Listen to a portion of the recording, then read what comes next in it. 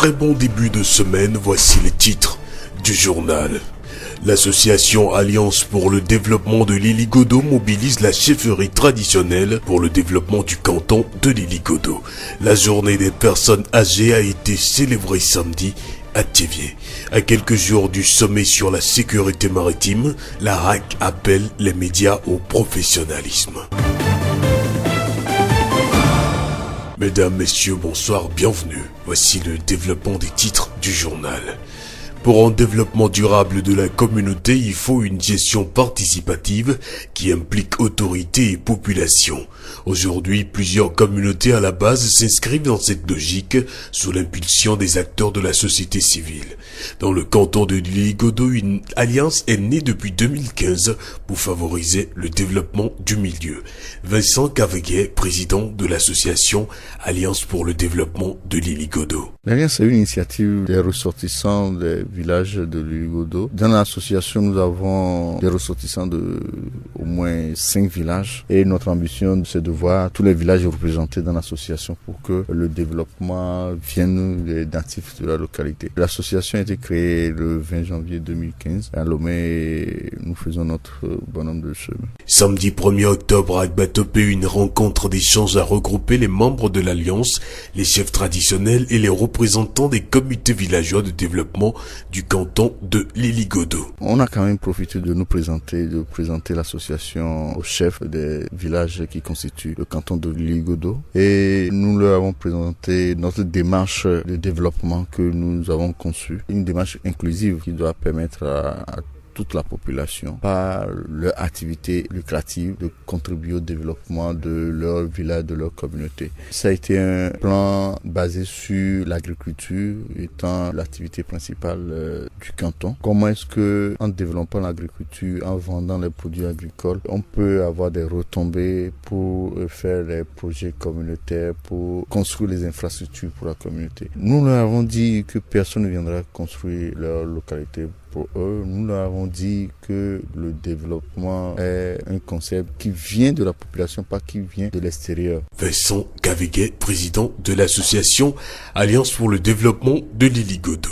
Un débat très enrichissant avec différentes propositions. Le canton de l'Ili-Godo compte 21 villages. Selon les participants à la rencontre, il faut sensibiliser la population. Je vous propose d'écouter Mathieu Fiagno, président du comité villageois de développement de Kodjo, également président de la fédération des CVT du canton de l'Ili-Godo. L'Alliance veut aussi le développement du milieu. Je propose que cette association fasse un calendrier pour parcourir tous les villages, faire la sensibilisation. Comme ça, je pense que ça peut marcher. Intéressons-nous à la fédération des comités villageois de développement du canton de l'Ili-Godo. Mathieu Fiagno revient sur les actions menées par sa fédération grâce à l'appui de l'association Solidarité Humaine Île-de-France. C'est l'union de tous les CVD qui sont dans le canton. Ça regroupe 18 villages. On a pu tracer des voies de Batopé à Zor, de Zor à Kati, Soum, et puis d'Adangbe à Adidokbo. On a construit aussi un marché cantonal à Batopé. On a construit aussi un centre polyvalent à Batopé encore, dénommé Maison de l'Avenir. Solidarité Humaine Île-de-France a fait une rupture avec la fédération, mais le bureau fédéral, il se réunit périodiquement pour des cotisations et puis pour convoquer quelques réunions. On met la main dans nos poches pour faire réunir la population. Mathieu Fiagno, président du comité villageois de développement de Kodjo. La voix du Zion. L'esplanade de l'hôtel Saint-Georges de Thiéviers a servi de cadre samedi à la célébration de la journée des personnes âgées. C'est la 11e célébration dans la préfecture du Zion organisée par le Conseil national consultatif des personnes âgées, section de Zion. Des allocutions, échanges, communications sur la prostate et réjouissances ont meublé cette journée. Orunko Tini, enseignant à la retraite, membre du comité d'organisation. Les Nations Unies, en pensant aux personnes âgées, ont su qu'ils ont reçu des mérites parce qu'ils ont bien travaillé et que après leur retraite, on ne doit pas les oublier. C'est parce qu'après la retraite, les personnes âgées sont garées. Les personnes âgées peuvent apporter beaucoup de choses à la jeunesse, comme des conseils sur leur mode de vie pour leur devenir de demain. Nous venons d'écouter Ounka Tini, enseignant à la retraite. La journée internationale des personnes âgées de 2016 est l'occasion de lutter contre la discrimination envers les personnes âgées en dénonçant les stéréotypes et les idées fausses sur les personnes âgées et le vieillissement. Je vous propose d'écouter un extrait de la doléance des personnes âgées du Zion. Nous en appelons à toutes les bonnes volontés à venir en aide au CNCPA Zion par leurs divers services et dons en argent et en nature pour reconforter les plus pauvres. Vis-à-vis de la préfecture de Zion et de la commune de Thiédié, nous demandons aux autorités administratives de pourvoir du CNCPA Zion d'un terrain urbain pour bâtir la maison des retraités et des personnes âgées. Grande sera notre joie si nous pouvons être dotés de cet espace avant la fin de l'année 2016 en cours. Vis-à-vis de l'État togolais, nous demandons un encouragement au regroupement des personnes âgées au sein du CNCPA dans chaque préfecture. Nous demandons que l'État dote chaque chef-lieu de préfecture d'une maison de prise en charge intégrale des personnes âgées qui n'ont plus de proches parents et sur demande par d'autres. Selon M. Ban Ki-moon, secrétaire général de l'ONU, célébrons la journée internationale des personnes âgées en rejetant avec force toutes les formes de discrimination à l'encontre de ces dernières et en nous employant à leur permettre à tous de vivre dans la dignité et à chacun de jouir de ses droits fondamentaux. La voix du Zion. Lomé est en attente du sommet extraordinaire de l'Union africaine sur la sécurité et la sûreté et le développement en Afrique. Le 15 octobre prochain, plusieurs chefs d'État et de gouvernement sont attendus à Lomé. Le ministre des Affaires étrangères a annoncé la venue de 3000 délégués, soit autant que le nombre de policiers et de gendarmes déployés pour assurer la sécurité de l'événement. Selon Nissa Oignon Femme, le ministre togolais en charge des transports, tous les Togolais sont appelés à la vigilance et à la collaboration avec les forces de sécurité. Un taximan qui connaît le tarif officiel entre Thiédié et Agbelouvé et que ce matin-là, un passager se présente et lui dit « Je suis prêt à te verser 5000 francs pour que tu me déposes à Agbelouvé ». Il va peut-être pas refuser l'argent là, mais il doit s'interroger. Pour quel motif ce monsieur me demande de le prendre à 5000 francs? Et les parents au village, je comprends qu'il y a la précarité, mais les parents, ils le savent. Ce n'est pas parce qu'ils sont dans une certaine précarité qu'ils vont tomber facilement sous cette facilité-là que quelqu'un vienne chez eux pour leur dire bon, par exemple, si c'est un hébergement, le gars vient, il arrive la nuit, il dit ah, je ne sais où aller, si vous pouvez m'accueillir. Peut-être le parent va accepter de l'accueillir, mais il faut qu'il soit vigilant. Il faut qu'il sache qui j'héberge. Et si le lendemain matin, celui-là s'envoie, c'est des exemples. Ils ont beaucoup de stratégies. Soit il fait un cadeau aux parents qu'il accepte, mais il faut que les parents portent l'information. J'ai reçu telle personne, le chef canton est là, le chef du quartier est là. Il faut que l'information parvienne à l'autorité de la localité que j'ai reçu telle personne cette nuit-là et la personne s'en va demain matin ou en partant m'a remis ceci. Nous ne pouvons pas épuiser tous les modes opératoires de ces filières. Mais nous disons qu'il y a une seule chose, c'est la vigilance, l'attention permanente. Nissao Nyofam, ministre togolais des Transports. Pour la réussite de ce sommet sur la sécurité maritime, tous les acteurs sont mobilisés. La haute autorité de l'audiovisuel et de la communication, HAC, rappelle également aux médias leur rôle. Badibassa Babaka, rapporteur à la HAC. Je crois que pour les médias de l'intérieur, moi je dis qu'il y a une première préoccupation, c'est qu'ils aient l'information juste sur le sommet. À quoi sert un sommet comme celui-là? Qu'est-ce qu'il apporte au Togo? Pourquoi il est organisé au Togo? Je crois que cette information de base doit être connue des professionnels des médias à l'intérieur du pays parce que c'est la population qu'ils servent et la population a besoin de savoir. Aujourd'hui, presque partout, les gens entendent qu'il va y avoir des milliers de personnes qui viennent à Lomé, qu'il y a un sommet de l'Union africaine. Si les choses sont correctes, on va avoir près d'une 50aine de personnalités avec des niveaux supérieurs de représentation qui viennent dans un pays. Ça induit un certain nombre de comportements. Donc je crois que tout cela, la première préoccupation pour les médias de l'intérieur, c'est l'accès à l'information sur le sommet. Et en cela, je voudrais sincèrement inviter ceux qui sont chargés de l'organisation de ces sommets-là à pouvoir aller vers les médias à l'intérieur, leur donner aussi les informations, ils en ont besoin. C'est pas seulement Lomé, les travaux se déroulent à Lomé, mais c'est tout le pays qui en a besoin. La preuve, c'est que le gouvernement a organisé une campagne sur l'ensemble du territoire national où les membres du gouvernement sont allés expliquer les enjeux. Il appartient donc aux organisateurs comme ils le font pour les médias à Lomé, de pouvoir s'adresser à ces organes d'information de l'intérieur pour leur donner l'information. Ce qui va se passer est d'importance capitale. Un pays côtier, la mer est un accès presque ouvert. Donc tout peut se passer à partir de la mer sur le territoire national. On ne peut pas suivre toute la journée, toute la nuit, tout ce qui se passe sur la mer. Donc je crois qu'en impliquant davantage les populations, la vigilance devra être un credo pour chacun des citoyens togolais. Et c'est en cela que je crois que c'est aussi important pour les médias de l'intérieur de savoir ce qui va se passer. Nous venons d'écouter Badi Bassa Babaka, rapporteur à la HAC. Fin de cette édition, toute la rédaction vous remercie de l'avoir suivi. Présentation Victor Togbe, réalisation Gaëtan Amouzou, le rappel des titres. L'association Alliance pour le développement de l'île Godot mobilise la chefferie traditionnelle pour le développement du canton. La journée des personnes âgées a été célébrée samedi à Thiévié. À quelques jours du sommet sur la sécurité maritime, la HAC appelle les médias au professionnalisme. Méfie-toi des gens qui disent du mal des autres, ils en disent autant de toi lorsque tu as le dos tourné. Merci à vous tous et très bonne nuit.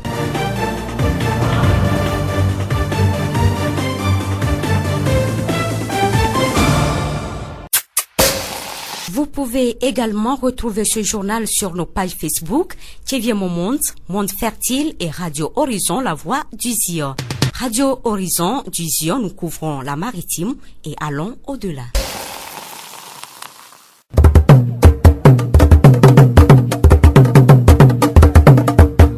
Le horizon n'y a pas de paix.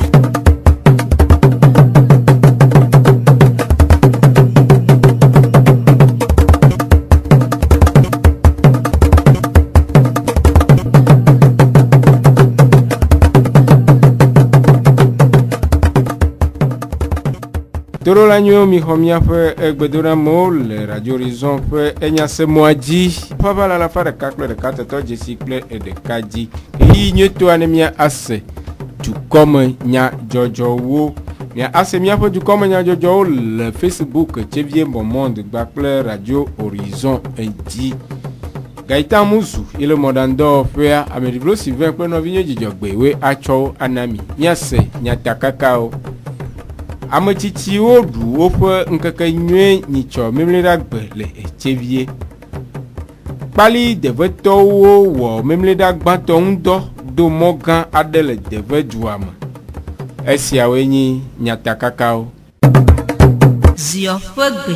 Nyitsɔ memleda ƒe wleti ewolia kele ƒe nkeke egbãtɔ va yi enye ametitiwo ƒe nkeke nyue le xixea me godo.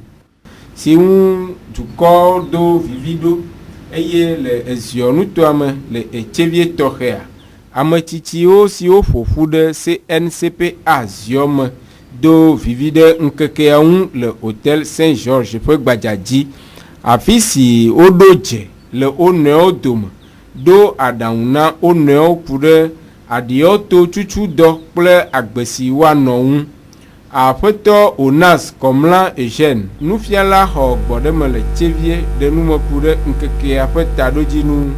Taɖodzinui le azãsia enye be míada kpe na dukɔ ƒoƒo be habɔbɔa si dui ɖo eɖokui dzi be yana be ametsitsiwo ƒe ŋkeke ɖe anɔ anyi ye nye ke le gbãtɔa eye ɖum nye le egba va susuma ena be míanɔ ƒuƒoƒo aɖe me eye míade dzesi be mía ametsitsiwoa mevɔ na mí o ke boŋ míanye aɖaŋuɖelawo ne dzidzime yiwo la kplɔ mí ɖoa le míaƒe kpɔɖenu nyui miana me eata miapa nyinono egbetoa enye reyi ade be ne mia ano ƒuƒoƒo me miakpɔ dzidzɔ ne mi wɔ ƒuƒoƒoa miava tem adadambe ɖe nu ka miawɔ akpe ɖe dzilɔ ŋuti alo mia dzilɔ yi mi nyia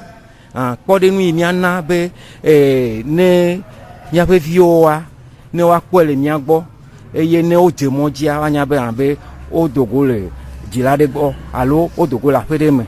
Aƒetɔ Onase wɔ yɔyɔ na ametsitsiwo ɖe esidzedze woƒe susu ɖeɖe ŋu. Ame yiwo ɖo ava vɔ mevɔ wa ɖomahi ewɔ le susu me nɔ be miame ɖoa ntete le mia si alo mi vo menye ye ma gake bohua ne mi le ƒuƒoƒo mea míeŋlɔna be míaƒe kohiwo gaɖewo me ne mi bɔ ne ame ɖe gblɔ nya ɖe ne le konua edadɔ nɔ nukokoa dadɔ sugbɔ edzia mi gblɔ be ame yawoa woatɔ vɔ nɔnɔ afi ma kɔa mía ŋutɔ la na be ne woade dzesi be míaha míeli eye míenye ŋusẽ ɖe togbɔ be mi magaɖo ŋusẽ le míaƒe lãmevɔ gakea míaƒe susua eye míate ɖe susu na ɖeviwo ale be ne woanya ale ne woate ŋu abu tame tso edzoa ƒe tutu ŋuti.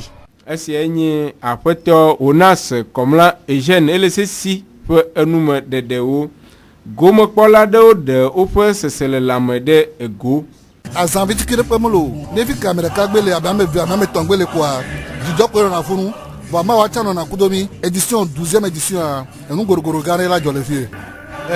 Le tsevia azãya mi ɖo wo vɔa ɖeko mente vivona ɖe ŋuti o ame sia ame dzo vɔna ye wònye menya o egbe gbagbagba ye otorito hã ova miame ya menye nene oa azãya via mi ɖo la keke ekpa me ɖo la ɖɔ wobe tsitsiɔ menye dɔwɔtɔ ba zã wobe tsitsiɔ ne mekpɔ tsi ha ɖe oa tsitsia ele asi wo godogodo la va ɖo me lo ne azã ne keke ta lo.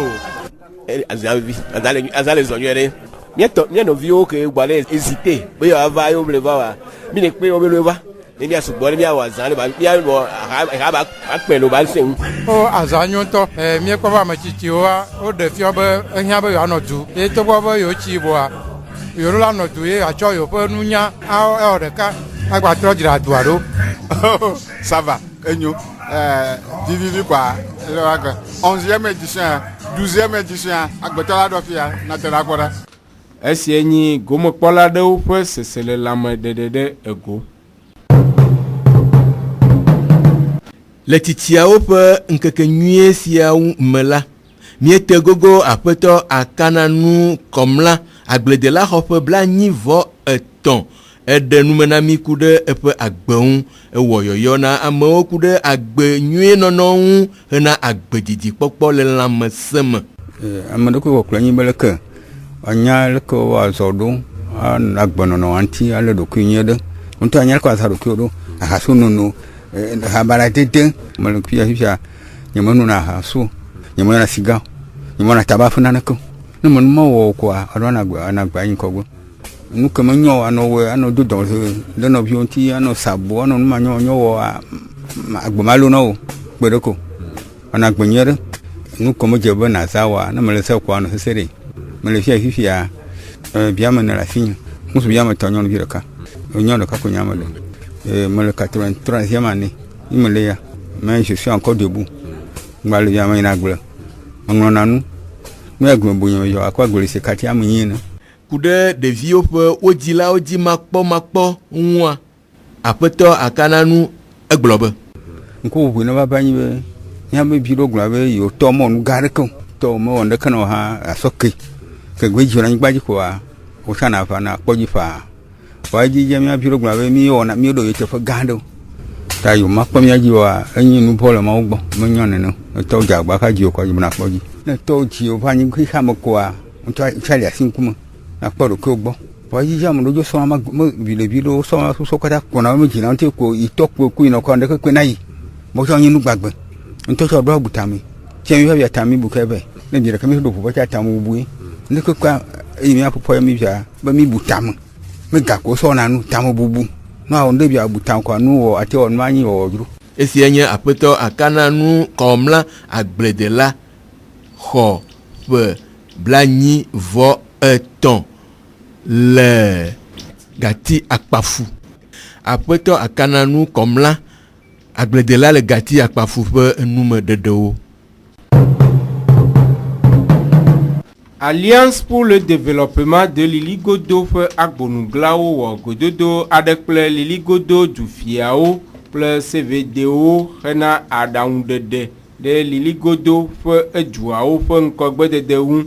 Aƒetɔ Kavege Mensa Alliance ƒe zimenɔla ɖe numeku ɖe taɖodzinu si ana duawo ade ŋgɔ. Mi gblɔ na tɔgbewo ku ɖo CVD be président be mi mate tu miame canton aɖewo nyi be mi la nɔnɔ te kpɔ ONG ɖo bo le va wɔ ɖe ko. Míanu ke le proposé na nyi be edɔ ke activité principale ke mi wɔna le dua me enye agriculture. Mi dana agble. Enyi be wo le da agblea est-ce que retombé la te na ina canton a. E mi kpɔ be no be wo ŋgbate le da agble o. On to gblɔ be wo le dokuviwo me na yo. Egblɔ be wo da agble o mte se o da agble kaka epe avɔvɔ on te kpɔ gatu suku fe na viwo ŋutɔ tsɔ wa. La bio de ko be nkeme tukara yo e na me gbogbo to be le o zemija. Donc nye me ide be agble de ma wa to ni activité tout souvent to kera hinga ba no. No on to wa te vivre. E nyi bo te le vivre nyore canton la te vivre nyore. Kemi la o e meme e canton la tro. De kemi la o e nu ko le hia mi to mi la te dina mi loko. Mi ma te no te kpo amebu association ndoga o. Boa on a club be on mi do susu bo. Et sous le mime hien gakingola donc mi hien agbeto mi no vio mi sin donc mi bien 10 sordo. Esienyi aƒetɔ Kavege Mensa alias Pozimonola ƒe enume ɖeɖewo. Aƒetɔ Fianyo Mathieu Liligodo dunenyo hatsotsowo ƒe ƒuƒoƒo ƒe zimenɔla ɖe numeku ɖe CVD ƒuƒoƒowo ƒe edzɔdzɔ kple edɔ siwo wɔ le Liligodo nutome la solidarité humaine Île-de-France ƒe kpekpeɖeŋu me. Miame fédération des CVDA tɔgbe maglo 4 paix à son âme. Va de sorte bo c'est l'union qui fait la force. Nenye be mi CVD katna wɔ ƒuƒoƒo yo so ɖeka yo jame nyo gbato ɖeka ko la dzra ɖo. Wa dzra du sia du me ɖo Liligodo ma nyowo ha. Ye fio yo CVD wo va tɔ so sia de tamonɔ kpa wo va xɔe be ela nyo ŋutɔ. Quand il va aux fédérations des CVD, il va au Solidarité Humaine Île-de-France, va aux fédérations, il va au de moto, bateau, tout d'après, qui va durer zo, so zo qui va durer Gati, so Dangbe va durer la Didokbo. Marché cantonal, il y a du Imino, il y a tout, centre, maison de l'avenir, il y a le logo de Siré, bateau PAKA, fédération des CVD, et bon comme yo tout, numero, et le logo de alors CVD quand on vous pour ça centrement, le logo de que centré, bureau on a réunion, n'a problème le alors ha de le duremia, pour le développement nyantia, ou y en a mimina, mi va dans la firmado, association bale fédération, ameyokona sukuba nyakbole, ameyokona fio nyakbole, ameyokona de dinonoma nyakbole, ameyokona sukuvio nyakbo, ele, tamikona jobon kobo de fédération to que a 18 villages. Le aƒetɔ Fianyo ƒe numeɖeɖenu la togbɔ be solidarité humaine Île-de-France ratsotsoa megava li o hã la CVDwo le agbagba dzem ɖe edɔwo wɔwɔ ŋu. Mi ŋutɔ ko yɔlɔ sɔ le miaƒe nuwo wɔ mi dina partenaire wala nɔ megbedome na mi alo anɔ ŋkɔ na mi adirige mi alo afia mi be mi tofi ko miake ɖe ŋɖe ŋuti ne mi sɔ wɔna dɔ. Mi yɔ réunion mi jɔna ga vivivivi sa mi wɔna ale be vidro kpea lote wòle ka kotoko ka dro kpe jɔna ye dze bureau fédéral la station na wɔna ebe dɔdasiwo. Aƒetɔ Fianyo ɖe numeku ɖe nu si woawɔ woaɖe vi na dukɔawo. Eye mi tsɔ le me nye be mi di be nya be Liligodoa ne woade ŋkɔ enu le mia hã Liligodoa enu nɔ ame siwo le mia si sugbɔ voa mi menya leke miawɔ ye ga la do tso me ɖe mi o. Kpɔɖeŋu ɖeka eke le mia gbɔ aƒutakɔ le mia gbɔ ekpekui le mia gbɔ latérite le gravier tsa le voa numoa wo me le ɖevi ne mi ɖe Liligodoa gbɔtɔ mi agbededue nye Liligodoa ne ma gblɔ nuku ɖo wo lea mi mekpɔna asinɔwo asime nyakɔ ne me nua yi ava esea mi mekpɔna eɖo dena he kpɔɖeŋu me nye zomi nyame zomi ɖe Liligodoa le zomide onye nous le dade c'est 2 km na se bobene enye zomia de 2 vous joli voir asimele iwo benyom no wa ohunona gba pota shiba hata damo le mi pase ne ba zomia surtout zomia nyom no makpaji alagba dem ya jinto o te agbeli shabenya agbeli sha o do agbeli modo ko la bi o fla agbeli ma ro ine juru amea il ya appelé galio o galia la ne mais galia asimo on plewa me va dobe o appelé deji reka no wa le ya se no hiane mi na asi ya kpon mi gbe so asene no mo kwa mi lego do ala mi amanyom no ba hada alo mi am so ma hada ala de poto mi vitukire lego do me be lego do mi gibe nko bodede esienye afeto fianyo Mathieu liligodo dunenyo hachocho po fufofo po zime no la po numo dede o Pali devait du quoi ou même les dagbanto si va il faut yo a un do de mon cho et toi me solution gbedo ogbo le devait du quoi de dodo si atom hena pepere de vion alebe wa khemona afokusi atem ajode wodil bumogan zozom togbi kosi Daniel ahonto etonlia devait comme fia et de nous me coude wona petado jinu dami one koko gbẹ̀tọ̀ àgbàjọ le tọ̀hẹ̀ nkanti o pọ̀bẹ́ miame dua le kankan wa mọ́ mo le dua ntí nọ mo ayo tọ́bẹ́ dùgá mi mi le o ta yín gbá yé géomètre o fi yín gbá yóò dẹ̀ mọ́ direct quoi agbọ̀bẹ́ chọ́ọ̀chì xɔ ɖe le mía préfecture agbọ́ godzi ɖa ebe edzeƒe godzi chọ́ọ̀chì xɔ ma mɔ si ke be woato ayi chɔchia mama mi la di inu ne gba do nsemi vevere le nyonyo be yovo yo do pache ne church kpoa ona le be miame video wa o ho ne mi o pona oji me ra si awon me ra o ba na kpo oji yo o ho na o fia na o maunya na na tutudo le ke o la no agbero ba de vivi mo wa ma ngomoji toto gasia gamia dona vovono mi kwa mi baba kwa bon amojo le kwa kanti mi ma odo to mo manti o emi ododo aba egbamo mi ragbe a ya va moaji ko le nya te foto mi a amoto de voto palito to emi le moi me keke mi a nye meta amowive ewe didi mi a me ka ji ba ala wu fi mi odo ba serugbe a ala no si be meta alofa amaton mo ne doa ezonyure togbi ahonto etonlia ewo yoyo na duko akple edugbonu glan de mo ajajrado mele yoyo na de me agbonu glan CDQ jeunesse amoyoko ne gbe pena rentine mi le du aploma mele yoyo no ne ke mele yoyo na palito chan pe mo amonyere onyo gime no ro fifi aka pele nu fu ya foma le pom yo jira le ke ko le pom yo préfecture bo ko yeya le pom gbedo mo ko bo le devo poro rara ta amo de dere e onyo ni a cho belele ne yim gba kuku de ne préfet kudo maire ba amo ne ni ba o pom mo nu anu do mo ra no ba pom mo ara ale be no atin no to caterpillar re wa dim ne kwa wa tro jira mo ajiro ne mi ale be ne azan gbedoa ale ke tuna mo le ke ka fido vuma gwatin pona mo baba ina wa mo adodere onyo emi de no ta no jagba no apere ntinyelo ale be no mo wa likero esi enye togbi kosi Daniel ahonto etolia devrait comme fiape nume de okude etoao après no asiati ameyo devait se décuivre agbonu glan de moteur de car ewo yoyo na du me vio de etoa wowo le reyi bubu o gbe ami devait tomito compassion il devait palia mi de momo du me vio to la gbososo mo yemi odo acha jijo amasi am compassion pa me avio alori mo yo zona tam a ko mo na foku la ba jolo de vio dia yenantie mi ba mi ade mo yi chole devait du am jore compassion pa me di kwa na mi de mo na kwa na vio le apo du mo zoma míaxɔ mɔ na afɔkui la va dzɔ ɖo dzi le lɔri mɔa dzi ŋutie mi be míaɖe mɔa ɖo.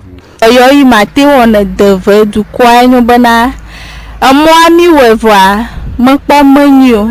Ne game agbasu koa ame sia ame ne gba do wuya ne míagba wɔe ne wòagba nyo wuya lo. Esi nye aƒenɔ Aziati Ameyo ɖeve CDQ ƒe agbonuglawo dometɔ ɖeka ƒe numeɖeɖe. Aƒetɔ Aziaka Albert Compassion Hamea ƒe akametiwo dometɔ ɖeka ɖe eƒe seselelãme ɖe go ku ɖe edɔawo ŋu. Kɔ nye be viwo no gbɔna centre mia gbɔa memira sia memira wozɔna emɔ gã lɔri mɔ yiwo zɔna lɔbɔ kaka vana mia gbɔ le centre yin kpɔ be sia le tuma hɛn afɔku vana wa dometɔ ɖi sia wɔ be mi dze mia ata mɔ sia ke le centre be ŋgbodo meze kabe ne ɖeviwo gbe sɔ mɔa kpɔa wola zɔe lɔbɔa anyigba mɔa kaka la be kɔ ɖo edzoa me ɖa.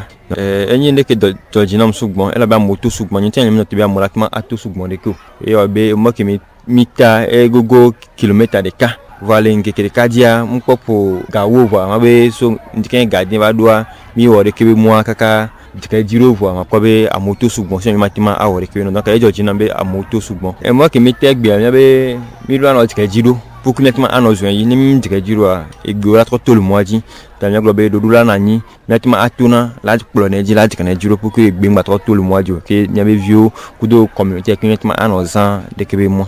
Esia nye aƒetɔ Aziaka Albert Compassion Hamea ƒe akametiwo dometɔ ɖeka ƒe enume ɖeɖe kple sese le lãme ɖeɖe go. Kpali devetɔwo ƒe dumevi nyuie ƒe dɔdeasi wɔwɔ sia dzi míawu wotrɔ ya ƒe edukɔme nyadzɔdzɔwo ɖo míede akpemanyagblɔ ɖe ne míaƒe etoɖoɖo hafi míakla dzo le mia gbɔ míatrɔ aɖo ŋku nyatakakawo dzi ne míagblɔ be ametsitsiwo ɖu woƒe ŋkeke nyuie nyitsɔ memliɖagbe va yi le etsevie. Kpali devetɔwo wɔ memliɖagbãtɔ ŋu dɔ do mɔ gã aɖe le deve edua me. Gaita Muzu yenɔ mɔɖaŋudɔwɔƒea nɔvinye dzidzɔgbe kple ameɖiblo Sylvain wotsɔ dukɔme nyadzɔdzɔwo ne mi. Wotrɔ aɖe dzedzi ne mía dometɔ ɖe sia ɖe. Bye bye.